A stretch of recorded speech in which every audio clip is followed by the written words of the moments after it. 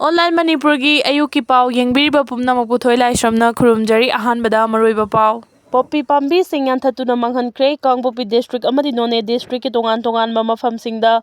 logi wangmada tharamba poppy pambi sing yanthatuna manghankre. Police ki pau matugina Manipur Police Central Forces Forest Department amasung Executive Magistrate ki apun makangbu amana Kangpopi district ki cycle PS na konba Lungjang Village Hill Range Chaurang na lamekar nifuga mangada logi wangmada tharamba Poppy pambi sing yanthatuna manghanki amaromdana None district ki None PS ki manung channa Nuratel Village ki Hill Range da logi wangmada Chaurang na lamekar 4.49 da tharamba Poppy pambi sing Manipur Police amasung Forest Department ki apun makangbu amana yanthatuna manghanki Thaudosi ki matangda thijinabagi damang mari lenaba police station singda FIR sing register tawkhre hairi Indo Myanmar border da hojik khudthongna riba sida kene bigi maikai da chauna asi ana yaurakpadagi Kuki Jok umbrella makhada lairiba tongan arm group sing yanadaba haurai Kuki Jo sing taba khul sing ngaknaba semgatkhiba village volunteer force sing matau karamna Myanmar da tharaga kene bigi maikhum uplaga lal soknaba yauramlibano haina wahang hangladuna Kuki Inpi amasung Indigenous Tribal Leaders Forum da United Kuki National Army UKNA gi maikai de akan warning tawkhre Churchandpur district base tawba United Kuki National Army haiba amana Churchandpur district lariba atai Kuki Jo kangluf ki khulai paiba lup sing amadi civil body kayagi thawong yaning daba phongdorakre UKNA na press thadorok pacherol amada lup asina Kuki furuf ki lamkhai ngaknaba lan sokna duna lakpani adubu Indigenous Tribal Leaders Forum amadi Kuki Inpi Amadi makhoi ga chaminaba khulai paiba lup sing na United National Army bu maham tahanaba honare makata na lup asigi mayokta thabak tawraklagadi afaba phal phangloi haina phongna lawrakre loinana Churchandpur amasung atai Kuki Jo na khundaba Manipur ki district sing dagi khulngangnaba semgatkhiba village volunteer sing Myanmar da tharaga KNB gi maikhum uptuna lan soknabagi maram karigino haina hanglakre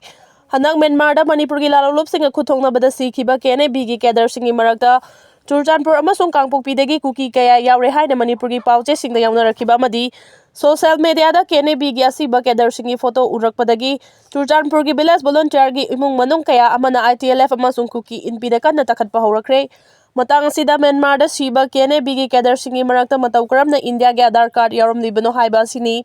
KNB asi Myanmar manung da junta galan thengnagadaba kangbu amani masida India macha Kuki amasung India gi Aadhaar paiba mioi sing yauramba asibakna mamangda Manipur ki Chief Minister N Birena Manipur lengana Myanmar dagi changsilakpa illegal immigrants sing lanthengnari haina phongdokhiba wafam adu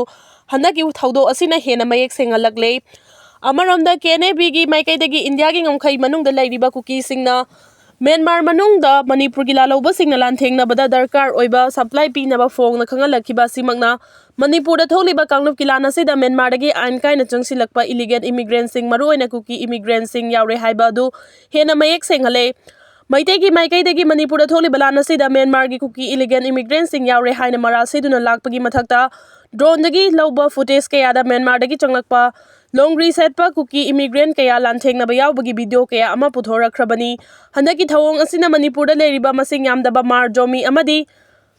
atai community kaya Kuki Jo group ki manungda namduna masana yaningdrabasu yahonaba honei amadi Manipur gi chingi district kharada kangluf amagi mioi masing khangen hengalakliba sigi matangda paukhum amadi pire haina lauba yare panba yabade hauji Manipur gi Kamjong district amadi Tengnopal district ki Myanmar ga chaina bangam khai paringda Kuki National Army Burma KNB amadi Manipur gi lalolup singa kan mongda khuthongna basina hana aronba oina thamnamba kaya mathi phongba hengalakle Kamjong district amasung Myanmar gi Kabo Valley anigi marak border pillar number 87 amadi manakna pa mafam singda nakalani gi marakta khuthongna basida mioi kaya asiana nangkhre haina agency gi pauna phongdokli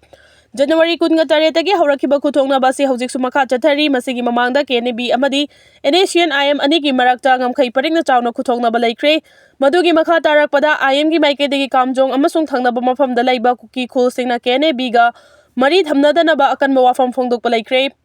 Loinana Asian IM gi maikai degi KNB kangbuna Indian Security Force na mating pangi haina maral sirakhiba laikre IM gi wafam Indian Security Force ki maikai degi yumfam yaudaba wafam ni haina sengdokpa laikre adubu security na sengdoklabasu Manipur miyam na mapung phana thajaba haiba adudi oidri masina maram oiraga hauji ngamkai da khuthongna riba mafam masida masing yamlaba security force sing changsinna bahonabada Kamjong amasung Thawbal district ki tainaba mafam da maira paibi kayana security changkhidanaba lambi thatpagi thawong chathaba yaukre Myanmar da khuthongna basida KNB gi maikai da asiana chauna yaurakpa marakta Kuki Jo umbrella gi makhada leriba tongan makhulai paiba group singi marakta yanadaba leiba mapan thokpa huragli